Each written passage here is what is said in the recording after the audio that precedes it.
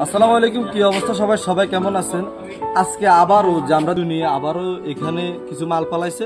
দেখুন আমরা auto driver যারা শ্রমিক ভাইরা আছি সবাই মিলে কাজটা করে দিব ইনশাল্লাহ। আপনারাও পাশে থাকুন, অনেকে শ্রম দিচ্ছে, সবাই যেন সুস্থ থাকে, ভালো থাকে। তো দেখতে থাকুন। ড্রাইভার ভাইয়েরা বৃষ্টিতে ভিজে কষ্ট করতেছে। তো সবাই ড্রাইভার ভাইদেরকে যারা ভালোবাসেন সবাই লাইক কমেন্ট করবেন।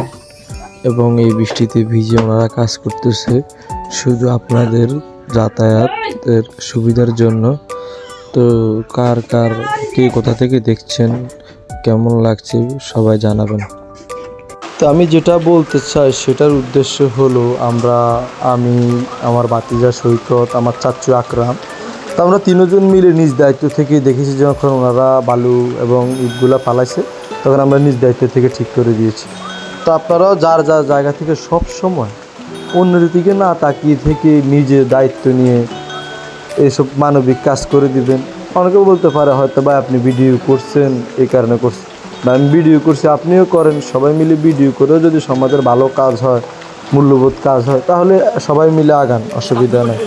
তবে আমরা চাই যে সবসময় আপনারা আমাদের এসব কাজে উৎসাহিত করুন। এবং আমরা তিনজন চাই যে আমাদের আরও ভাই বেড়াদার আছে আরও অনেকে।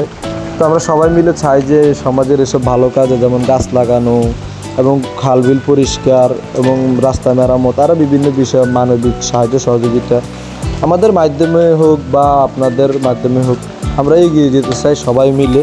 তো সবাই আমাদেরকে সাপোর্ট করবেন, সহযোগিতা করবেন, এইটা আপনাদের কাছে এই প্রত্যাশা।